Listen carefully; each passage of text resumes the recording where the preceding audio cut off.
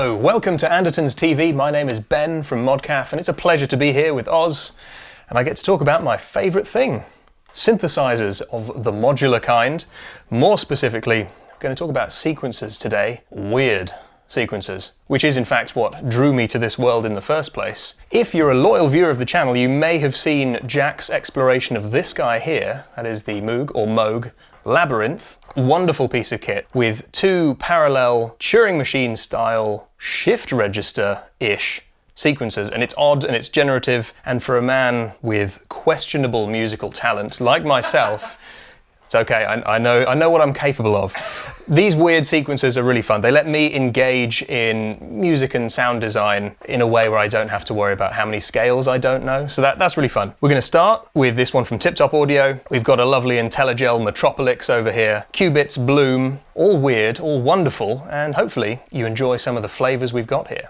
Let us begin our journey in the world of Buchla and TipTop Audio. So this is a very vintage style machine, and in fact the entire Buchla TipTop range is great value if you want to dive into the ancient history of modular synthesizers in general in fact. There's quite a lot of this style of sequencer around, so you'll have multiple stages, you've got this grid, dense grid of knobs. It's a pretty typical style of thing, it's quite easy to understand. If I press the start button here on the left, you can see that light tracks across and we have a bunch of notes. Let's see what we can do with those notes.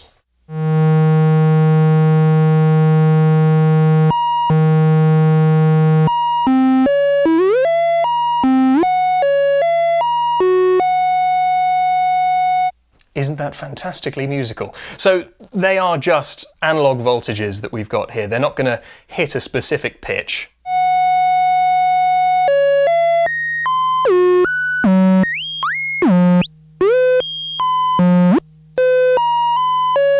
But that means you can use them for all sorts. They can be pitch. If you want to put it through a quantizer, you'll get nice scales, or you can use it to sequence a filter, something like that. But what I quite like doing is when you're using a modular synthesizer and you want to use a circuit for something it's not quite intended, perhaps a function generator as an oscillator, having this kind of granular control lets you make chords out of stuff that was never designed to be a chord generator. Let's give that a go. I've got two oscillators from Labyrinth, two from the Music Thing Modular Workshop system, and what we can do, especially on this sequencer, is you can manually advance through the steps. So why not make some 4-note chords? I'm going to do it by ear. Like I said, questionable musical talent. Let's see where we can go with this.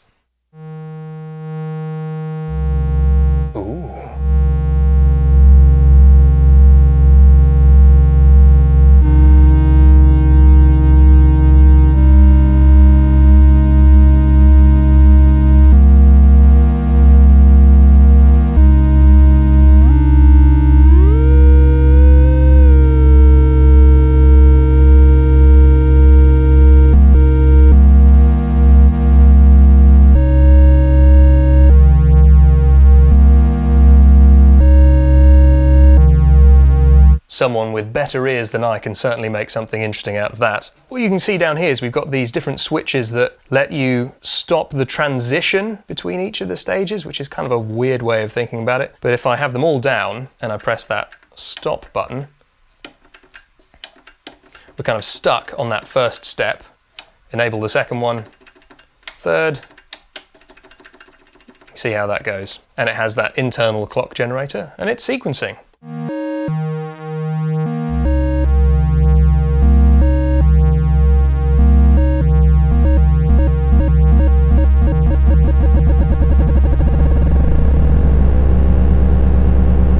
Like I was saying about things that weren't meant to be oscillators, you can use this as a digital style kind of weird sample and holdy oscillator thing. Let's see how that sounds. What I've got going on here is the internal clock running as fast as possible, and I've got the output of the top row, minimum, maximum, kind of halfway, running as fast as it can. That sounds like this.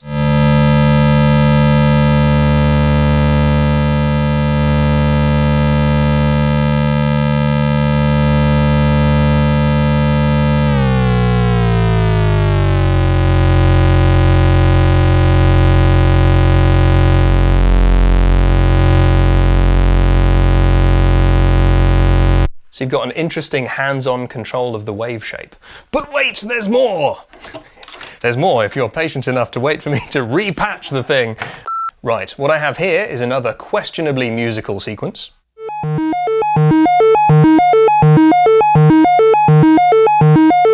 And that's just advancing in a typical direction, but sequences are more fun than that. What we can do here is the really hands-on way of doing kind of the pendulum motion or the reverse.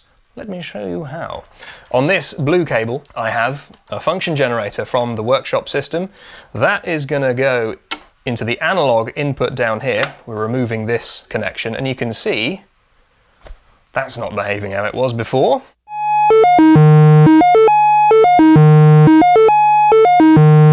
So that's basically a triangle wave, just telling it to go one way, then the other. On my function generator, I can do ramps in both directions.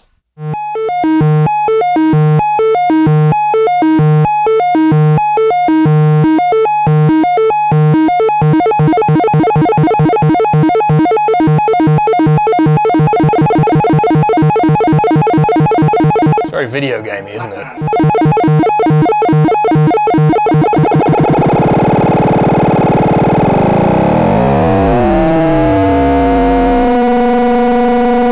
Once again, because it's not kind of your digital, your quantized, your everything, you can do odd stuff with it.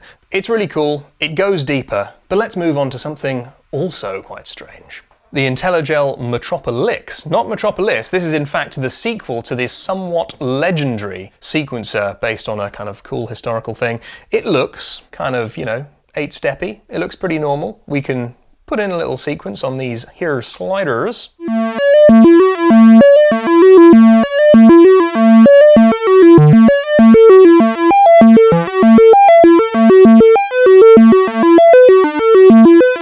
Already, we're closer, not quite, we're in a musical territory.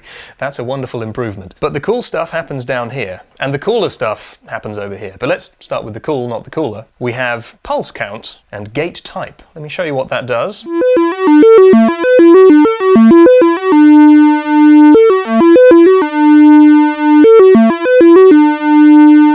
So on that first step, it's now going to spend 8 pulses on step 1. Let me make that a little bit more audible, bear with me.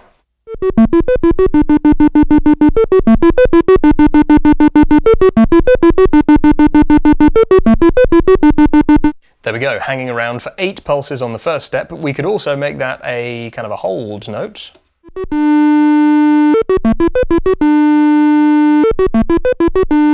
Fun. Or play once and rest. We can shorten the gate length if we want, but this is a really cool hands-on kind of thing. What's fun about it is, compared to the standard 8-step repetitive boring thing that you may well have heard too many times already,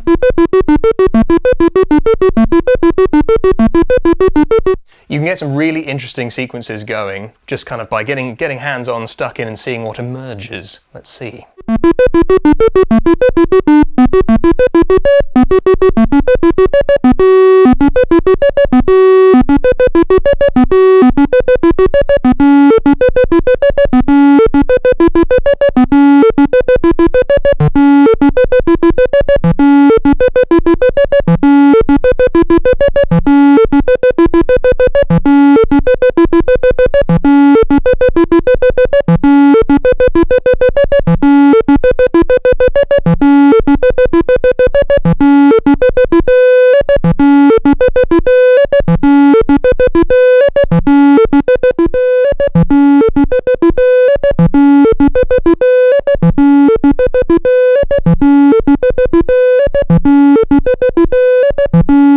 You are in fact not limited to these 8 stages. You have pulses, a total number up to 64, which means it will kind of loop round and then reset in interesting ways. Let's explore that.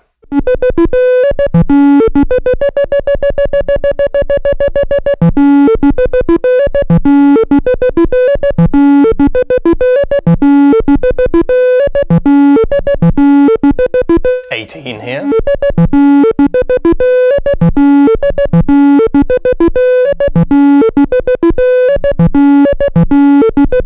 That was 29.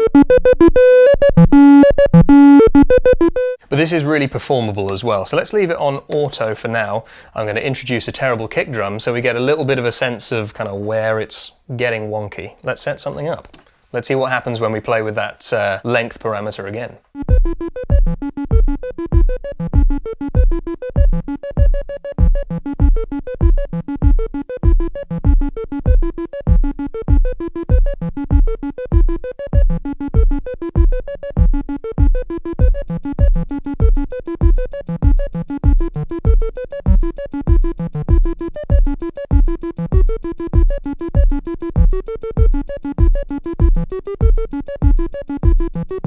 There are 2 channels to this sequencer as well. Let's see if I make anything work with that.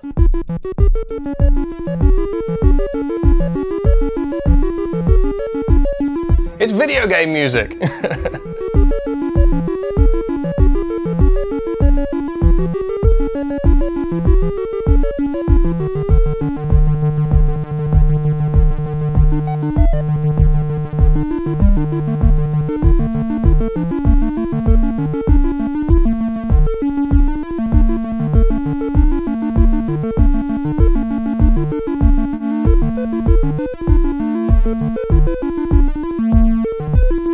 There's a couple of ways you can actually edit the relationship between the 2 tracks. You can have it so that track 1 is where the sliders are and track 2 is kind of the inverse of it. So you can really easily get evolving harmonic stuff going, again, when you have no musical talent. Metropolix is significantly better than its predecessor in the fact that you can save sequences, recall stuff, you have tons of internal modulation, so it can get significantly weirder if you want to dive in and spend the time in the menus. There's things like probability, always a fun thing in Modular. You can do ratchets, the slides, there's even a style of slide if you care that much, but it's an awesome box. And if you haven't quite gone modular yet, there is in fact a desktop version with MIDI. Why not? So Metropolix is awesome, really hands-on and fun. Let's move over to perhaps the weirdest of our 3 today, QuBit's Bloom. Just as a special treat, you got some reverb now as well.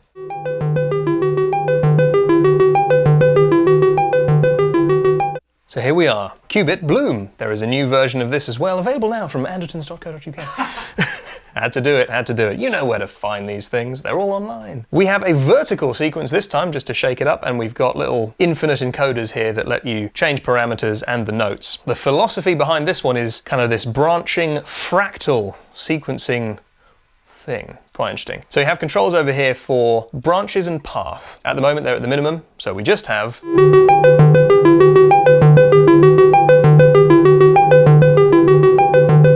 as you increase the branches, it generates pathways off this sequence, and you can choose which way you want to go. So listen to the sequence, memorize it a bit, we'll play with those and see what you hear.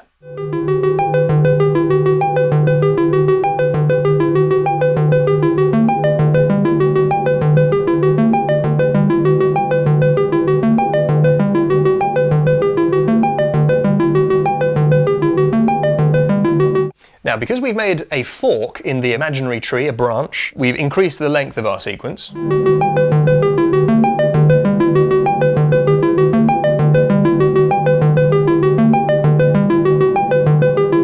A different path, perhaps.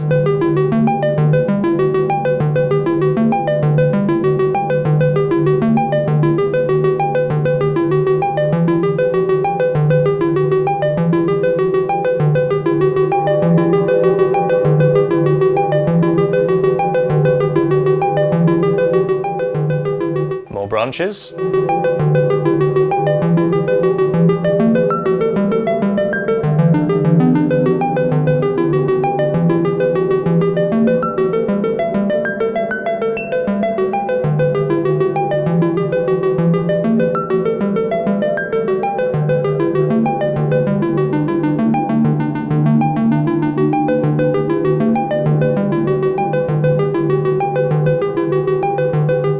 Back home. Wonderful. So it's this really cool way of, you can set up a sequence exactly how you like it. You know, you can set these stages individually and then go, you know what? Let's see what the world of fractal sequencing can give me. So you can take a journey onto a different branch and come back home.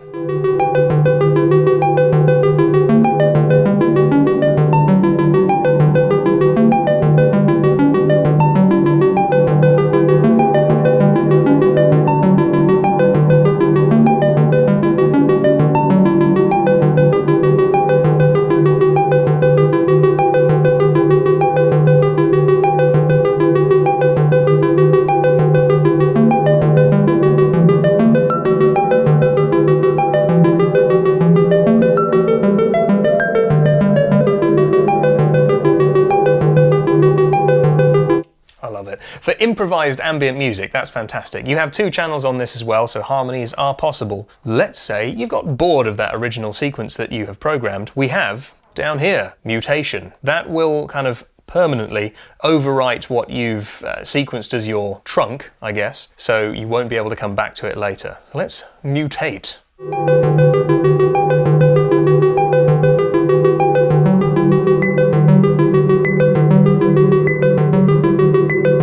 So as I turn it back down there, it's stopping the mutation. We can just add a bit more in, change the sequence up.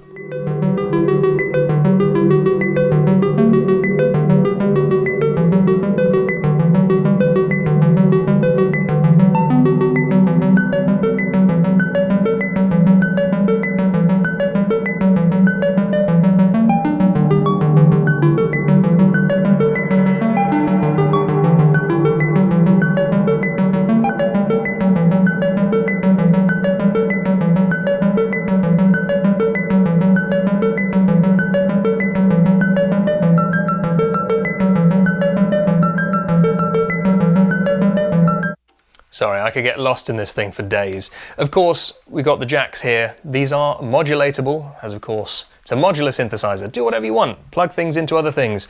I'm going to leave you with a jam, I reckon. Might call on the powers of the TipTop sequential voltage source model 245, available from andertons.co.uk, as are all of these wonderful devices. Might set up a couple of sort of scenes, so I can press the button here and move from saved sequence to mutations and branches. And I might even borrow a bit of the modulation possibilities on sea legs. Stay tuned for the next video. But enjoy, and thank you very much for watching.